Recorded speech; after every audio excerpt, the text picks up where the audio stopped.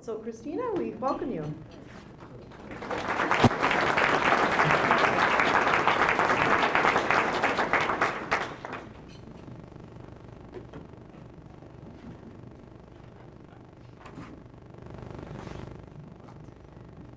I'll love you forever. A mother rocked her new baby and very slowly rocked him back and forth and back and forth. And while she rocked him, she sang, I'll love you forever, I'll like you for always, as long as you're living, my baby you'll be. The baby grew. He grew and grew and grew until he was 2 years old. He ran all around the house. He pulled all the books off the shelves. He pulled all the food out of the refrigerator, and he even picked up his mother's watch and flushed it down the toilet. Sometimes his mother would say, this kid is driving me crazy. But at nighttime, when that 2-year-old was asleep, the mother quietly opened the door to his room, crawled across the floor to look up over the side of the bed to see if he was really asleep. And if he was really asleep, she would pick up that 2-year-old boy and very slowly rock him back and forth and back and forth. And while she rocked him, she sang, I'll love you forever, I'll like you for always, as long as you're living, my baby you'll be. For those of you that have not read this book, the book goes on and that once 2-year-old boy grows into a 9-year-old boy. And he grows into a teenager, and each night, despite the unsettling days that the mother still had with her son, she would always sneak into his room and repeat the routine. This even continued as he was a grown man. She would drive across town and crawl through his window to rock him back and forth and back and forth. And while she rocked him, she'd continue to sing her song. Well, one day the mother calls and says, you'd better come see me because I'm very old and very sick. And as he walks in the door, his mother's unable to repeat the song, so he picks his mother up, and he rocks her back and forth and back and forth. And while he rocks her, he sings, I'll love you forever, I'll like you for always, as long as you're living, my mother you'll be. Ironically, that son walks back to his house that night, and he walks up to the room where his new baby daughter is sleeping, and he continues on the story. I saw a few smiles and head nods, whispers to the people next to you, as I'm sure this evokes a lot of emotion for many of you in this room, as you may have read this before, maybe to your children, to your grandchildren. It certainly evokes emotion for me, as this was the book that my mother and grandmother read to me when I was a little girl. And now today I carry on that tradition as my mother and I read that to my 1- and 2-year-old. This book talks about family. This book talks about tradition, love, patience, forgiveness, gratitude, dignity, respect. This book is something that we can have a conversation with in our homes, and this is a book we can have a conversation with in our workplaces. Today, I'm here not as an expert, but as an example, as I share the past 30 years of my life experiences and how it's brought me to the place that I am today and the perspective that I've gained from my life experiences. So as I begin this evening, I must share that I believe everything in life is connected. The people we meet, the choices we make, the experiences we have, it's all linked together.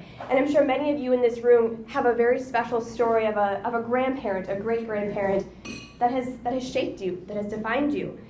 So mine starts with this. It was 5th grade, and there was the 5th grade class president election. I was running for class president. My maiden name is Smaby, so my class motto was vote for Smaby, definitely not maybe.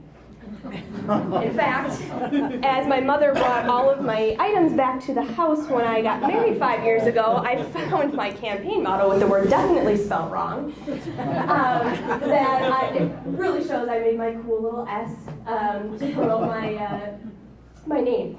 So as I would give my presidential speeches to my fellow classmates, I would talk about going across the street and visiting the area nursing home to spend time lifting their spirits, and this was my theme. Well, my opponent was my 5th grade crush, Taylor Seoga. And when it came time to actually vote, I did not listen to my motto, my slogan, and I instead voted for Taylor. I lost by 1 vote. But I did not let it stop the intergenerational movement from happening, as I still found one friend to still go across the street every day after school to the Harton House. Yes, that's me in a lime green outfit. And tap dance and converse with them. We did the hula. I painted Alberta's nails. I listened to Carl's stories about living on the farm. It was an enriching experience, and it was very meaningful. And so although I lost, I still won because of the rewarding and rich experience that I had gained. Well, later that year, I lost my only living grandmother. And at that time, my only living grandfather was left powerless as he was unable to care for himself and very quickly was taken advantage of with a telephone credit card scam and lost a lot of his money. And it was at that point that I found myself living in an intergenerational home as a sixth grader. My grandfather became one of my closest friends. He was my homework helper. We would take walks together. I learned about the war and his experiences. I was often his sneaky little sidekick to bring him the desserts. He had a high blood sugar. My mom always had the candy and ice cream, but I found it for him. He was a giver. He would give me $5 and said, "Kristina, I want you to treat yourself at the movies. Get yourself a ticket, popcorn, candy, and soda." I never had the heart to tell him it didn't quite cover the cost, but he was a giving person.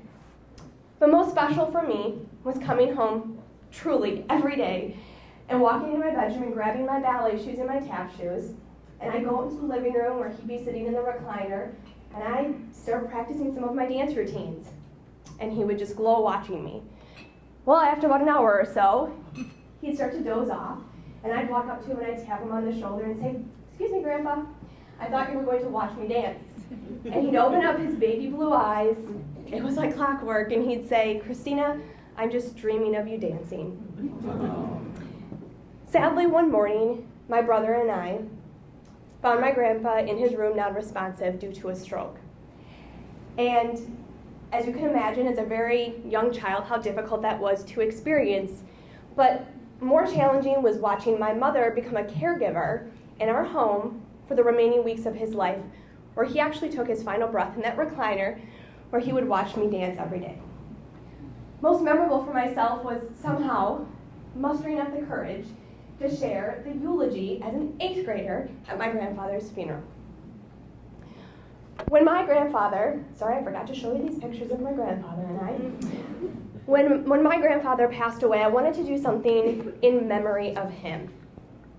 I really wanted to do what I had done as a 5th grader, but on a much larger scale, something that would emulate the importance and the value of intergenerational relationships.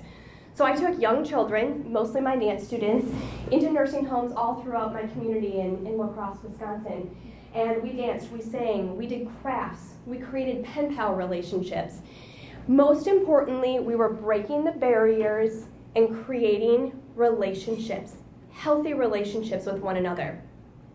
Well, around the time that I was a sophomore in high school, I was sought out by an individual in my community who said, "Have you ever considered competing in the Miss America program?" And really wasn't familiar with it. They had explained, "Well, you're doing some really awesome things with these young kids in nursing homes. You have a true passion for that, for community service. You have experience with dance, and would you like to earn some scholarship dollars?" So little did I know, I would go on to become Miss Wisconsin and to take that one small program as a 5th grader, that one small program as a sophomore in high school, to the state level and speak to children and community groups and schools all across the state of Wisconsin and promote connecting generations. I get it, I'm in Minnesota, but I promise Miss Minnesota my year was fabulous.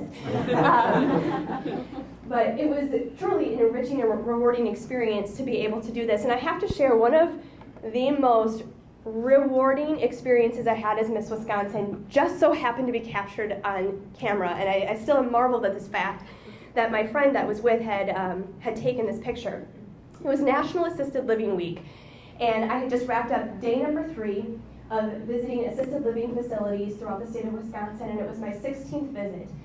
And as exhaustion had sort of taken over me, I looked down the hallway, and I saw these balloons, and I saw a large family coming towards me.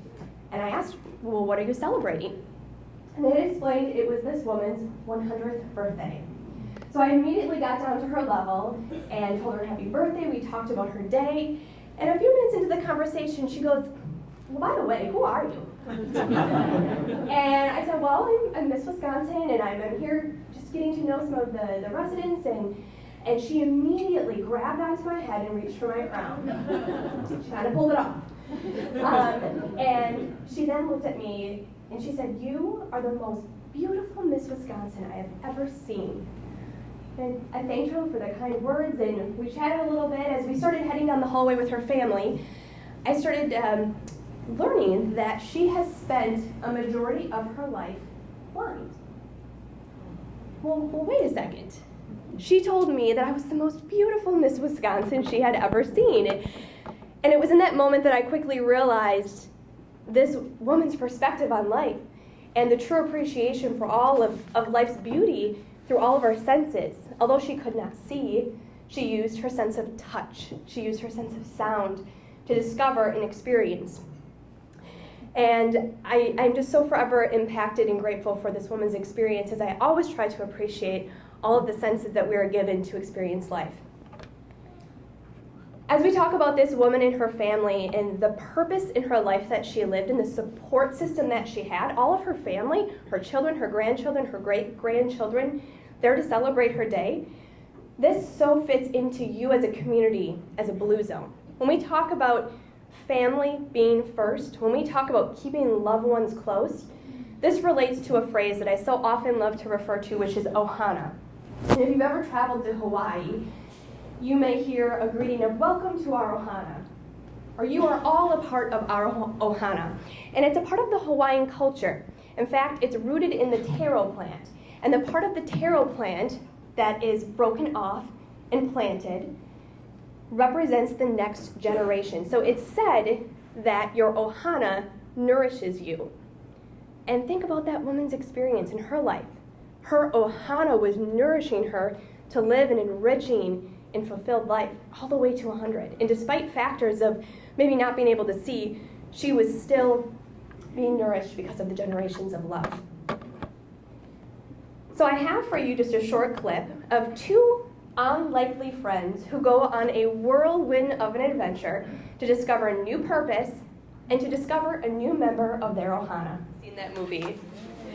It's great. In fact, there are so many great, as I call them, intergenerational tools that we can use first and foremost in our homes, but secondly in our workplaces. I shared with you I Love You Forever, one of my favorite books, the movie Up, and a recent one that I actually discovered in an elementary school when I was traveling the state of Wisconsin, which is now one foot, now the other. And essentially the meaning behind this book is a young toddler learns to take his first steps from his grandfather, and he teaches them, all right, now one foot, now the other. And later in life, that grandfather has a stroke and has to learn every aspect of life again, how to eat, how to talk, and how to walk. And his grandson then teaches his grandfather how to walk with the phrase of now one foot, now the other. So some excellent tools I just wanted to leave you with to translate into your homes. So how does this then translate into our workplaces? I firmly believe that if we can first and foremost demonstrate and then reinforce the actions by teaching the young people in our homes the value of the powerful message of ohana or family, it so much easily translates then back into our workplaces. We spend 68% of our adult life at work. 68% of our precious adult life at work. Why not make it meaningful? We need to identify, acknowledge, and accept the different value systems of each age group, which then enables the organizations as a whole to bridge the differences.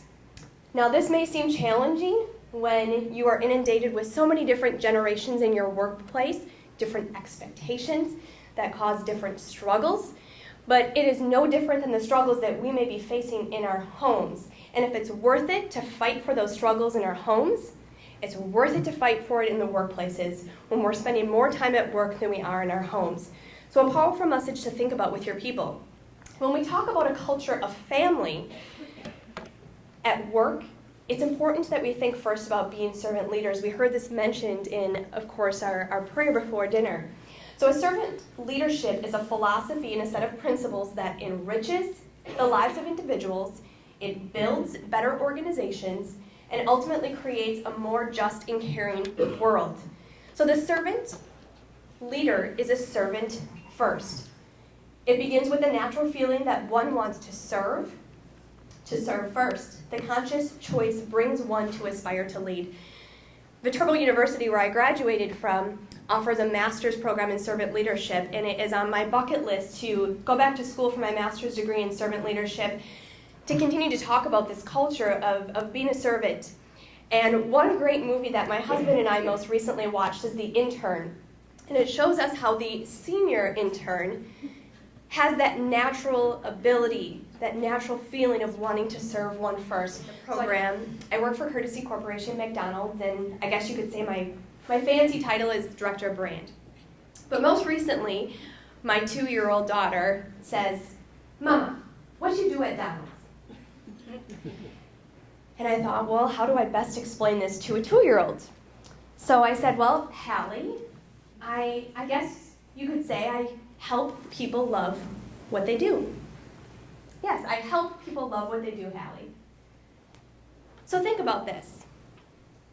Mayo Clinic Health System, what if the custodian or the janitor within your organization says, I save lives?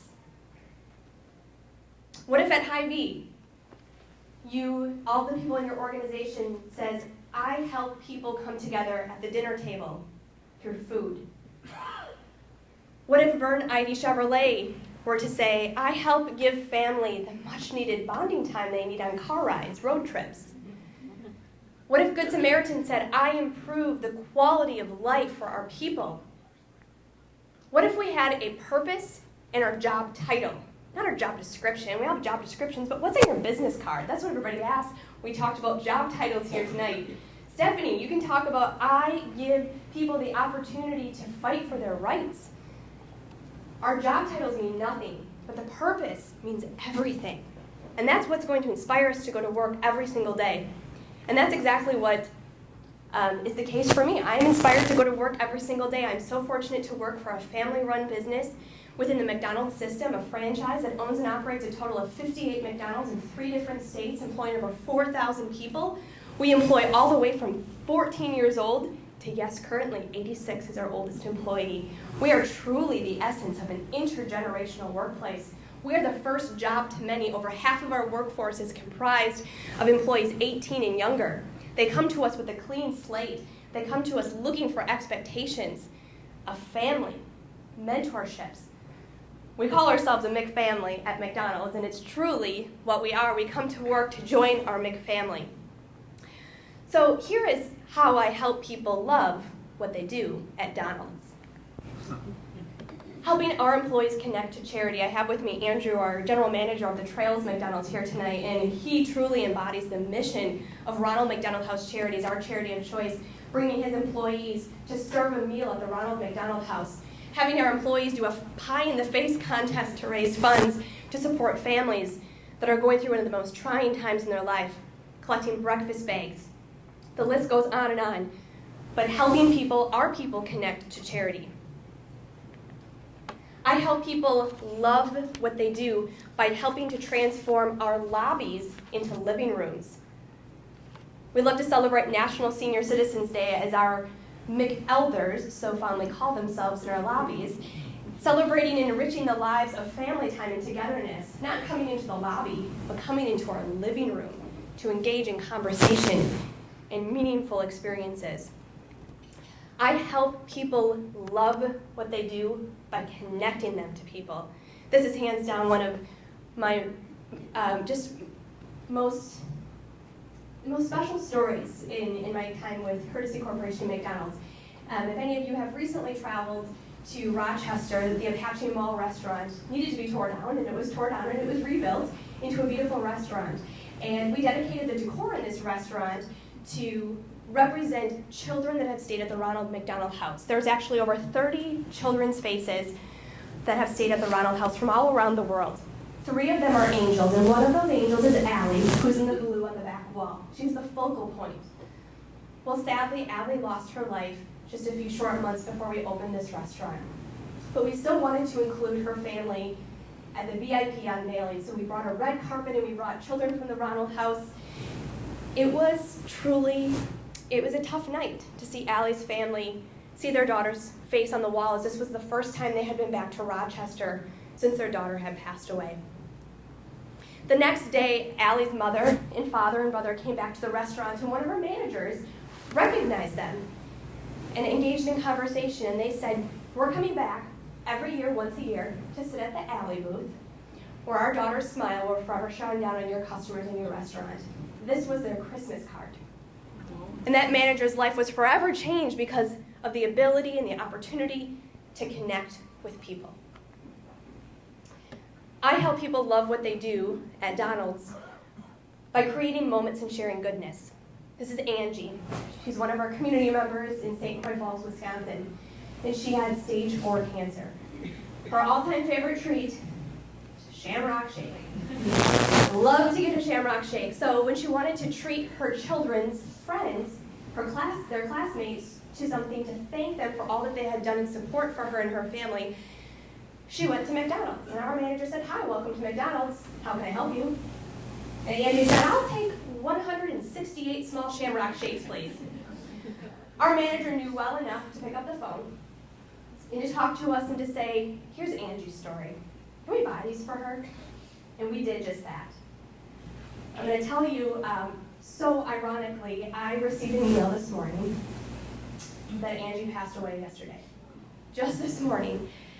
But her friend wanted to call and tell us the news because they wanted us to know how thankful Angie was that we just sent this picture in her story out to 5,000 people in our newsletter, because she wanted us to share the goodness of the goodness and what can come out even during a difficult time. And I just thought that was very special. I help people love what they do by helping to tell their stories, to talk about the intergenerational people that we have in our workplace, whether it's 3 brothers that work for us, 3 dayside ladies that are retirees and friends that work in our lobbies, a father and his 2 children, or a mother and her 3 boys, helping to tell their story to feel connected. In Susan Bohan's book, 50 Simple Ways to Live a Longer Life, it states that 3 of the most important things you can do are connect to a generation, take away negative stereotypes, and find purpose in your life. And if you aren't doing that right here in Albert Lea, Minnesota, as a Blue Zone community, I don't know who is. You are finding ways through your stories and just truly the remarkable businesses and what you're doing for one another and the support that you offer for a system, for your schools, for your customers. It's remarkable. And that is about creating a healthy environment and healthy relationships. So be it your Ohana at home, your McFamily at work, I hope that you can all walk away with one nugget, no pun intended, of information or motivation or inspiration or movement to make a change in your life when it comes to the relationships in your home and in your workplace. And I challenge you to give yourself a new title. Maybe it's a new title at work, or maybe it's a new title at home that better describes what you do and the purpose that you have each and every day that you wake up. So let your spirits, your souls, your homes, and your workplaces be alive again. I leave you with this.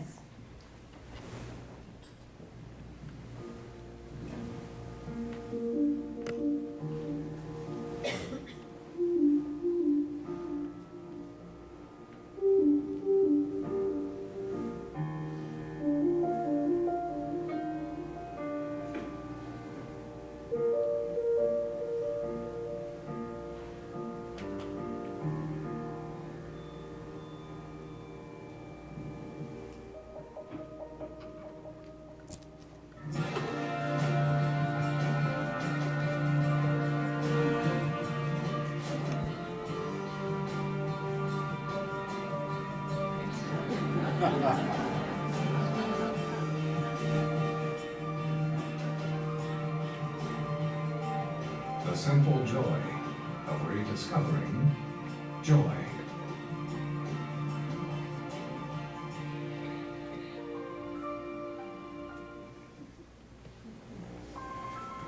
Thank you all so much.